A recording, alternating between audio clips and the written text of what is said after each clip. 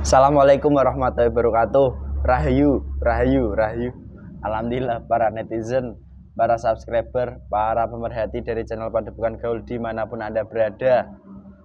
Baik itu yang ada di Indonesia, di Pulau Jawa, di Pulau Kalimantan, di Pulau Papua maupun di pulau-pulau lainnya. Semuanya semoga saja tetap diberikan kesehatan oleh Allah, diberikan semangat dan juga diberikan manfaat juga oleh Allah Subhanahu wa taala. Tak lupa juga yang berada di luar negeri, baik itu yang di Hong Kong, Jerman, Thailand, Taiwan, maupun yang di Amerika, maupun yang di Singapura, semuanya tetap semangat. Semoga saja Anda di sana juga merasakan keberkahan, merasakan kemanfaatannya juga. Dan nantinya saat Anda kembali ke Indonesia bisa belajar seperti apa yang harus dipelajari dan seperti apa nantinya yang harus diistiqomahkan. Amin. Entah itu bertemu dengan kami yang di sini maupun bertemu dengan rekan-rekan kami yang sudah satu kendaraan. Dan senantiasa juga kami doakan yang saat ini sedang mengalami banyak permasalahan hidup. Semoga saja semua permasalahan itu diselesaikan oleh Allah, diberikan solusi yang terbaik bagi kehidupannya dan bisa mengambil daripada hikmahnya. Dan juga semoga saja yang saat ini sedang mengalami sakit, baik itu penyakit medis maupun non medis, diberikan juga kesembuhan oleh Allah melalui jalur yang baik, tepat, dan cepat. Dan tentunya bisa membawa hikmah yang besar dan nantinya bisa membawa perubahan ke arah yang lebih baik yang diridhoi oleh Allah Subhanahu wa taala. Dan alhamdulillah pemirsa, pada kesempatan malam kali ini menyambung di konten kami yang di saat itu jimat paku emas. Ini ada bukti nyata dari subscriber channel Padepokan Gaul yang kemarin sempat kesini membawa barang-barang atau benda-benda bertuah yang disebut dengan jimat. Dan ini ada juga jimat-jimatnya berbagai macam versi, termasuk ada mustika, termasuk ada jimat paku emasnya juga. Jimat paku emas yang sudah diukir kalau nggak salah ya Mas. Iya Mas. Diukir. Jimat paku emas. Ini Mas kameramen, jimat paku emasnya yang sudah kami buat konten kemarin. Ini ada juga benda-benda lain. Masuk ini, mohon maaf, ada mustika dan cincin. Ada mustika lain. Ada juga ini yang agak saya ragu ini apa? Kayak kepompong, tapi ini termasuk juga benda bertuah. Dan yang paling ini mungkin ya, ini kayak semacam peluru tapi kuningan. Dan sudah Mas. Dan itu semua termasuk benda bertuah pemirsa, dan di dalamnya itu ada sebuah kodam gaib yang fasik dan negatif dan semuanya akan membawa dampak buruk bagi kehidupan kita. Dan pada kesempatan malam kali ini kami mohon izin ingin menarik salah satu daripada di antara pusaka-pusaka benda bertuah ini yang paling kuat di antaranya dan juga yang bisa menceritakan lah bagaimana dulu asal-usulnya kok bisa menempati dalam pusaka ini. Alhamdulillah pada kesempatan malam kali ini saya masih ditemani mediator saya Mas Hamid. Siap Mas? Siap, alhamdulillah siap. Semangat ya. Bravo. Bravo pokoknya Mas. Oke, 86. Oke. Langsung saja ya Mas. Bismillahirrahmanirrahim.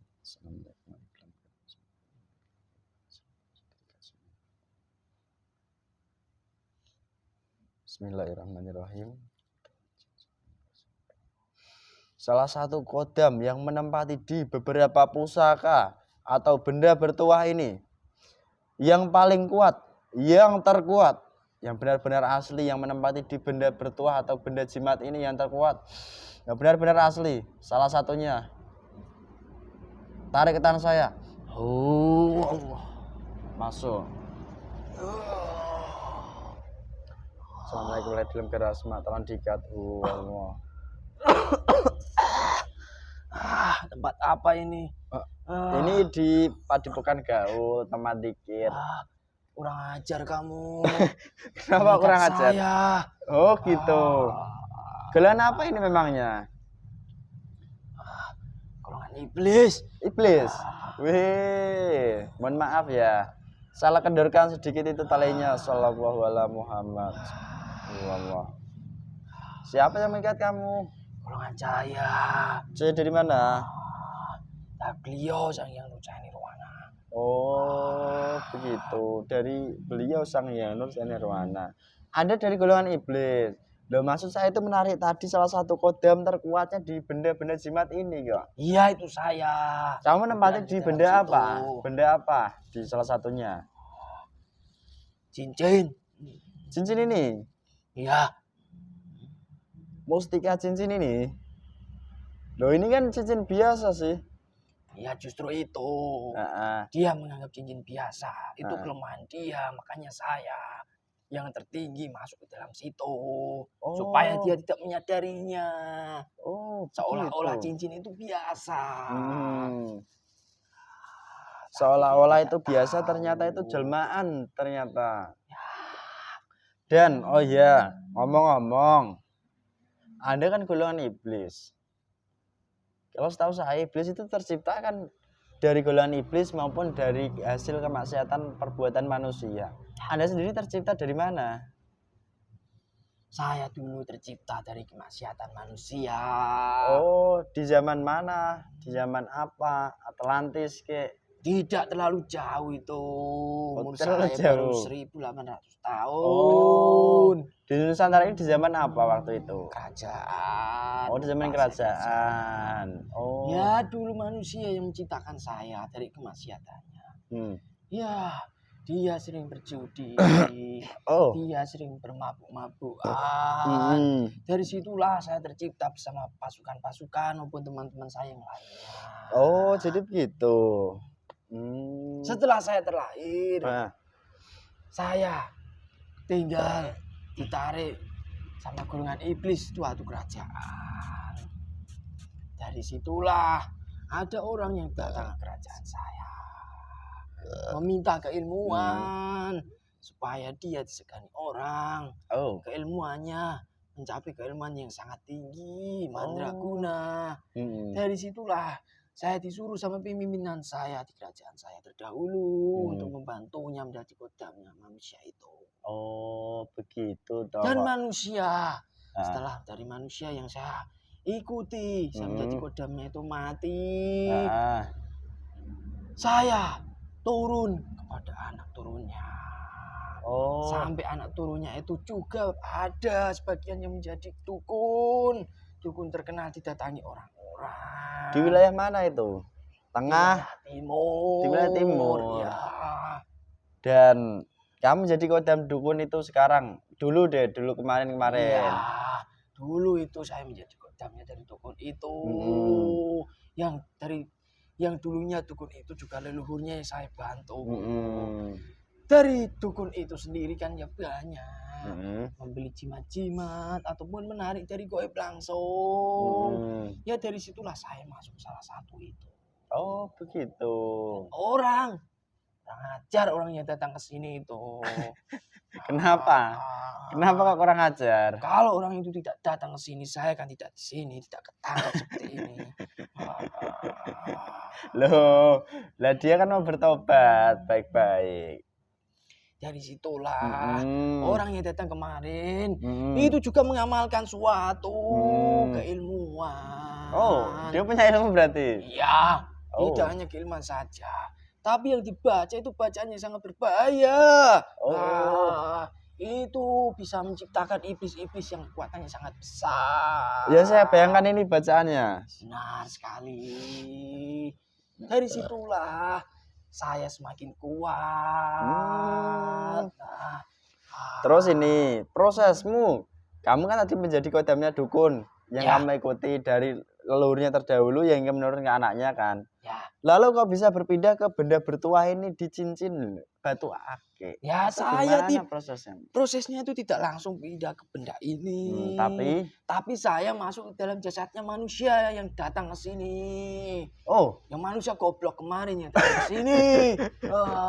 Kurang ajar itu. Lah kok bisa kamu masuk dalam jasad manusia yang datang ke sini gimana? Ya manusia itu kan membaca bacaan sangat berbahaya yang saya sebutkan tadi. Oh, gitu. Dan yang menurut mereka bacaan itu bisa membuat kehidupan mereka lebih baik. Oh, mantra itu jadinya. Iya benar sekali.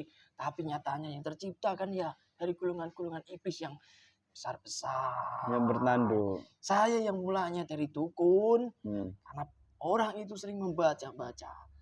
Pada waktu saya lagi berkeliling-keliling, saya tertarik sama orang itu.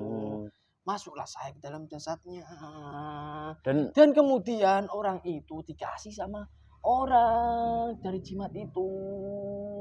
Dia menganggap ini hanya dikasih orang. Tidak ada apa-apanya.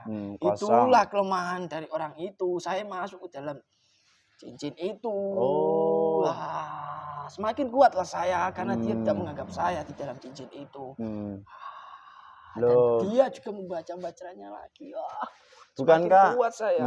Bukankah kalau hal gaib seperti itu di benda, jika tidak dipercaya dengan keyakinan penuh, bukankah energinya akan melemah? Ya benar. Dia tidak mempercayainya bahwa cincin itu tidak ada isinya. Tapi dia berharap jika dia memakai cincin itu, kehidupannya enak, aura gitu, selamat, terjaga dari apapun saat dia berkegiatan. Sama saja bodoh itu orang. Berarti dia masih menganggap benda itu sama saja. Kalau sekalian gini misalnya, ya sudahlah ini hanya cincin-cincin sebagai hiasan saja dalam rangka untuk ya melaksanakan perintahnya Allah saja lah. Gitu gimana? Apakah golongan kamu juga tetap masuk kuat? Jika orang yang berpikir seperti itu hanya menjalankan perintah Allah saja, jarang orang yang memakai seperti itu. Jarang orang yang memakai benda seperti itu. Oke. Dan yang saya sukai dari orang itu semakin kuat dari golongan-golongan iblis maupun dari saya. Itu kan dari bacaan-bacaan yang diyakini menurut dia itu baik. Bacaan itu ala agama kami gitu, ala agama Islam. Benar. Dan itu sering diamalkan. Dan bahkan mereka menganggap itu suatu bacaan yang ada power dari bacaan itu. Dan ternyata kamu mengatakan dari bacaan yang mereka baca itu mengandung suatu gaib. Benar, tercipta iblis-iblis yang sangat besar-besar. Menarik. Apalagi dia itu kan tidak hanya dia saja yang membacanya, tapi sekelompok orang banyak itu membacanya seperti itu. Dari situlah kami siap untuk berperang dari golongan cahaya juga. Gitu karena pasukan Anda juga sudah banyak. Oke. Lalu kan memang banyak manusia di Nusantara ini yang tidak mengetahui jika bacaan itu kalimat thayyibah kan bagus, baik, sesuai ajaran agama Islam. Kan baik tak itu? Baik. Yang tidak baik itu kenapa orang-orang itu tidak mencari guru yang benar. Tapi juga saya pernah disebutkan dari guru kami bahwa yang dibaca oleh orang tersebut itu memang mutlak tipu daya dari golongan itu iblis. Apakah benar seperti itu? Benar. Semakin kuat sekarang iblis yang tercipta dari bacaan itu. Berarti mohon maaf, saya bertanya lagi. Bacaan yang selama ini manusia tidak mengetahui hakikatnya apa itu juga bukan dari golongan malaikat saja dulu yang menjadi perantaranya. Kalau dulu itu orang-orang ya aulia itu memang benar membaca seperti itu yang keluar golongan cahaya. Tapi setelah orang-orang membaca itu dengan niat berbagai macam nafsunya di dunia, nanti di akhirat saya akan jadi ini, akan mendapatkan ini, mengharapkan fadilah dari bacaan itu, ya kami yang masuk. Jadi begitu toh prosesnya. Dan memang dari yang mereka baca itu tidak menyambung sampai ke bahkan Rasulullah gitu. Oh, oke. Ya, ya, ya. Oh ya, saya sampai lupa ini menghadirkan suatu makanan minuman buat kamu. Tidak Boleh ya? usah. Kenapa? Saya masih kenyang. Dan memangnya kamu kemarin kok kenyang makan apa? Harus sukmanya masih saya Dari tawan. dari orang yang kemarin itu. Ya, Oh. tidak hanya orang itu saja, Hmm. keluarganya sudah saya tawan. Oh, nah untuk Anaknya kalian. itu juga saya tawan. Hingga dia anaknya itu mohon maaf sulit mendapatkan jodohnya itu. Iya, Kamu saya tutup. kerahkan anak buah saya untuk menutup semuanya di jasadnya anak itu. Oh, Anak begitu. buah saya kecil-kecil saja, gampang itu menutup kalau masalah jodoh. Gampang kalau menutup. Oke. Lah memangnya selama ini Mas siapa namanya tadi? Nah, saya kan belum menyebutkan nama saya tadi. Loh kita belum berkenalan saya lupa. Siapa namamu Biar saya manggilnya enak gitu loh. Wotro. Mas Potro. Memangnya Mas Potro pernah membantu apa dari Bapak yang kemarin ke sini memberikan jimat-jimat ini? Ya banyak. Tanpa sepengetahuan dia, saya membantu menjadi kodamnya, membantunya selamat. Ya dari serangan-serangan web-web kecil saya lawan. Ya rezekinya sedikit saya lancarkan, saya bukakan. Rezekinya? Ya. Rezekinya kamu buka. Loh, Iya. bukankah yang membuka pintu-pintu rezeki itu kan dari Allah melalui daripada golongan malaikat-malaikatnya. Ya benar. Kalau niatnya dia seperti itu langsung ke Allah. Tapi dia kan tidak seperti itu membaca bacaan-bacaan itu. Mengharapkan suatu fadilah tadi. Iya. Dan kan saya itu membantunya. Oh, jadi begitu ya. Berarti kalau boleh saya perjelas dari kenapa benda-benda bertuah ini pemirsa kok menjadi sebuah kodam di dalamnya ditempati kodam dari golongan jin, siluman, iblis. Karena dari kita yang mempunyai benda-benda ini pasti satu mempunyai niat yang memang niat kita itu hanya untuk menutup daripada nafsu kita, menurutinya itu satu. Dan dari benda-benda ini sendiri itu biasanya tidak ada jalur atau relnya yang bahkan sesuai daripada anjuran perintah daripada baginda Rasulullah. Begitu ya? Benar. Ada orang itu. Ya kan ikut di suatu perkumpulan yang dia digolongkan perkumpulan itu baik menurut agama mereka. Dan dia juga mengetahui bahwa memakai seperti itu kan syirik namanya. Tapi kok masih dilakukan? Memakai jimat-jimat itu syirik ya? Iya. Oh ya, Itu ngomong-ngomong. namanya menyekutukan Allah, mengharapkan sesuatu dari benda itu. Oke, kadang saya juga sering ditanya, kamu juga mempunyai tasbih itu Mas, berarti kamu juga menyekutukan Allah. Kadang ada orang yang bertanya Ya begitu. beda kalau itu. Bedanya gimana? Tolong jelaskan leh. Benda-benda yang dibantu dari golongan cahaya itu namanya kan baik, sesuai dari kodrat manusia. Manusia itu kan dibantu dari golongan cahaya, bukan dari golongan kami. Oh, jadi begitu perbedaannya. Sekalipun itu bendanya sama, tapi golongan gaib yang bekerja membantunya itu berbeda, otomatis sudah berbeda jauh ya. Jelas. Oh, ya, mulai terang ini, ya, mulai paham saya agak malam. Kamu nggak mau tak kasih suguhan? Tak usah. Terus ini Mas Potro, kamu dulu berarti tercipta dari bacaan lelakunya dia sendiri. Saya? Tidak. Enggak. Maksudnya kamu mengikuti jasadnya loh, kamu mengikuti jimatnya. Terus ini yang saya tanyakan Mas Potro, dari kamu dulu mengikutinya dari awal hingga sekarang, itu sudah mendapatkan apa saja dari jasadnya? Banyak, saya hitung dulu. Ya, tentunya sari-sari di dalam tubuhnya maupun keluarganya sudah kami kasih pada anak buah saya. Dan bagian rusukmanya yang kami tawan, kami serahkan pada iblis yang paling kuat.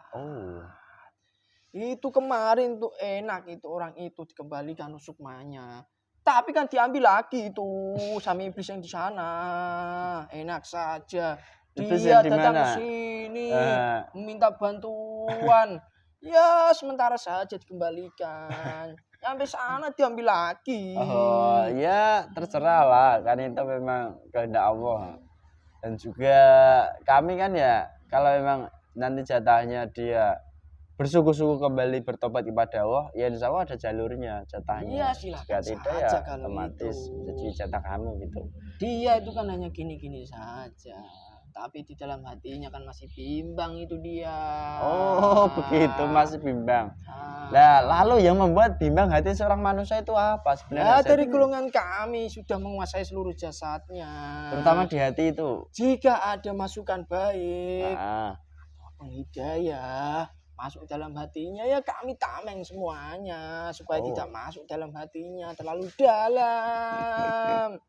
Ya, jika udah seperti itu kan kami kembalikan lagi. Oh. Ya, Lah, supaya tidak jadi bertaubat. oh, supaya tidak jadi bertobat. Oke, ya nyambung masuk akal. Terus ini Mas Wotro, dari yang pernah orang itu lakukan selama hidupnya, dia kan dulu juga sering membaca-baca lain katanya. Banyak. Dari bacaan yang mereka lakukan semuanya loh ya, Ya. bukan hanya yang saya bayangkan tadi, semuanya. Apakah menghasilkan daripada golongan Anda semua terciptanya? Saya Ah. harus jujur sejujurnya di sini. Ya memang harus jujur. Ya, dari saya semua. Na'udzubillahi min dzalik. Astagfirullahaladzim. Loh, berarti banyak sekali ya yang memang tidak mengetahui dan mereka salah kaprah gitu. Banyak. Mm-mm. Bukan hanya manusia itu saja. Iya nggak apa-apa. Terus ini Mas Wotro, kamu sekarang sudah sampai sini. Kamu mau tunduk ikut beliau apa enggak? Ada tawaran sedikit menarik. Tidak. Tidak mau. Ya sudah, nggak apa-apa. Aduh. Nggak apa-apa. Siapa yang mengikatmu? Golongan saya. Kenapa saya diikat lagi? Tolong lepaskan dulu, bebaskan dia berbicara dulu. Sallallahu alaihi wasallam. Bebas. Sallallahu alaihi wasallam. Terus ini, kamu sudah meminta upah pada waktunya kemarin begitu. Itu baru permulaan itu. Oh. Nanti kan jika dia tidak mau bertobat, ya seluruh jasadnya kami grogoti semuanya. Tidak hanya dirinya saja, semua keluarganya. Lalu ini Mas Wotro yang mengarahkan daripada jasad seorang manusia dari sisi gaib yang tidak terlihat, yang tidak nampak ya. Kok bisa dia itu ingin sekali mengoleksi ataupun mempunyai benda-benda seperti ini yang di dalamnya itu tidak disangka-sangka dari golongan Anda, itu apa sebenarnya yang mengarahkan? Tentunya dari golongan jin fasik, siluman maupun iblis, dan manusia-manusia yang mengoleksi benda seperti ini. Pastinya di dalam pikiran manusia itu mempunyai tujuan. Memiliki benda seperti ini supaya kehidupannya seperti ini dengan bantuan benda itu. Oh, gitu. Tidak meminta bantuan langsung ke Allah. Lah memangnya bisa. Kalau meminta bantuan ke Allah, pastinya Allah juga menurunkan dari golongan cahaya yang membantunya. Oh, begitu. Cerdas juga lah kamu ternyata, Mas Wotro. Terus ini Mas Wotro, kamu sudah meminta upah juga kemarin, dampak negatifnya kan sudah banyak. Bagi manusia-manusia lainnya yang sama-sama memiliki benda seperti ini, apakah ada juga efek atau dampak negatif jika memiliki benda-benda seperti ini? Ya ada, pastinya banyak. Orang-orang yang memiliki benda seperti ini kan berdampak negatif bagi manusia yang memilikinya. Sakit. Kalau dia sudah berkeluarga, bisa panas keluarganya, bisa cekcok, tidak akur. Oh, dari itu ya ternyata. Jika dari kodam-kodam gaib yang di dalam benda-benda ini Mm-mm. itu juga bisa menutup rezekinya. Oh, malah menutup rezekinya. Jelas. Lah katanya bisa membuka pintu rezekinya Ya tadi. itu kan bisa, menutup juga bisa. Kalau Oh. sudah waktunya mengambil upahnya. Buka tutup, buka Yang tutup. mula-mulanya orang ini tinggi, Ha-ha. langsung dibuat nol juga bisa. Wih, kok jadi begitu ya? Oke, terus yang saya tanyakan kembali. Dari mohon maaf, benda-benda seperti ini yang dikategorikan benda bertuah namanya. Iya. Di Nusantara ini kan sangat banyak, Pak. Banyak. Bahkan ratusan juta mungkin. Ya. Nah, apakah semuanya yang mengisi dari golongan gaib di benda-benda bertuah itu dari golongan Anda? Tidak. Semuanya. Tidak. Lalu dari golongan apa? Ada Adakah juga dari golongan cahaya. Hmm. Tapi itu benda-benda yang asli. Oh, yang asli. Iya. Yang kayak mana itu maksudnya? Benda-benda yang asli, Hmm. yang sekarang, Hmm. benda-benda itu sudah beralih semuanya ke daerah sana. Oh, dan benda-benda itu termasuk yang disebut manusia pusaka-pusaka zaman kuno di Nah, Nusantara ini maksud dari kamu? kerajaan-kerajaan terdahulu. Ya, pusaka Nusantara itu. Nah, itu kerajaan Majapahit dan lain-lainnya itu. Banyak kerajaan semuanya. Itu yang memang asli. Ada asli. Itu ikut Tapi jamnya yang dengan asli saya. sekarang itu dipegang sama beliau, Sang Hyang Nurjani Nirwana. Yang dipegang sama golongan hitam itu semuanya palsu dari kami semuanya. Wih, golongan hitam. Banyak juga golongan manusia, mohon maaf, yang beragama seperti kami dan melakukan kegiatan Iya. seperti kami. Banyak. Itu juga yang mengisi di dalam benda bertuahnya itu golongan baik. Ya, Bener ya kan? Ya saja. memang benar. Kamu mengharapkan apa dari jawaban saya? Nggak mengharapkan apa-apa. Nanti dikira saya sok gitu loh. Kan saya nggak tahu, tanya baik-baik. Ya biarkan saja orang yang tidak mempercayainya. Mm-mm. Itu kan bukan urusan kamu. Jadi begitulah. Iya. Lalu jika dia mempunyai benda bertuah ini, saya semprotkan dengan air ini, apakah kamu akan terganggu? Saya sudah kesakitan. Saya contohkan pemirsa, jika punya benda bertuah, jimat Sudah, dan lain jangan. sebagainya, nggak mau. Tak usah. Dampaknya apa jika disemprotkan dengan air zam-zam yang disediakan oleh guru kami? Ya pastinya yang pertama dari golongan kami akan terikat semuanya. Lambat laun kami akan dihancurkan jika tidak mau tunduk. Begitu lah ternyata. Terus di antara pusaka-pusaka ini dulu, adakah yang membantu dalam mendatangkan jodoh? Ada? Yang mana? Yang saya pegang ini. Mustika Bukan. biru. Ini yang kayak pompong ini. Lah memangnya sini apa? Siluman kupu-kupu. Bukan. Siluman banyak itu. Oh, siluman buaya. Tidak ada. Buaya darat. Tidak ada buaya. Buaya buntung. Iya ya sudah. Ya sudah, kalau kamu nggak mau tunduk. Kamu nggak mau tunduk kan? Tidak. Kamu mau apa sekarang? Saya ya dilepas bebas. Sudah sampai sini kok. Ya kan saya sudah diikat. Ya sudah, jangan melawan ya. Jangan melawan gimana? Semua pasukanmu sekarang pindah ke Tansa semua. Allah, gabung. Assalamualaikum warahmatullahi wabarakatuh. Langsung rantai api neraka semua keluar. Allah. Rantai api neraka masuk. Sehat mas? Iya. Alhamdulillah pemirsa, begitulah keseruan di benda bertuah atau benda jimat yang dimiliki, baik itu seperti halnya cincin ataupun yang lain sebagainya.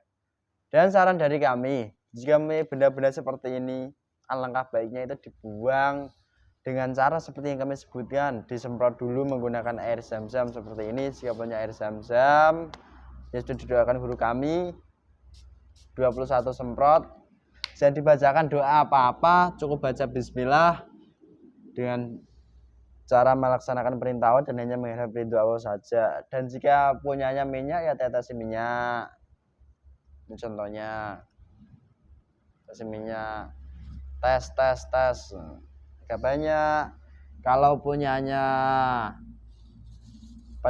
tasbih, nanti tasbihnya direndam di air, baru airnya dicampurkan, baru dibuang ke laut atau ke kali yang alirannya deras. Itu.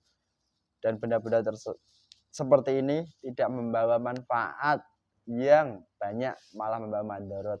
Itu sih kurang lebihnya. Semoga paham. Yang sering kita sampaikan, apabila tadi dari kami itu banyak kesalahan, banyak kekurangan, dan banyak kurang memuaskan, itu memang semua kesalahan kami yang di sini. Kami hanya manusia biasa, penuh dengan kesalahan. Dan apabila ada kebaikan, kebenaran, itu pun datangnya dari Allah Subhanahu wa taala. Sekian dari kami. Wassalamualaikum warahmatullahi wabarakatuh. Rahayu.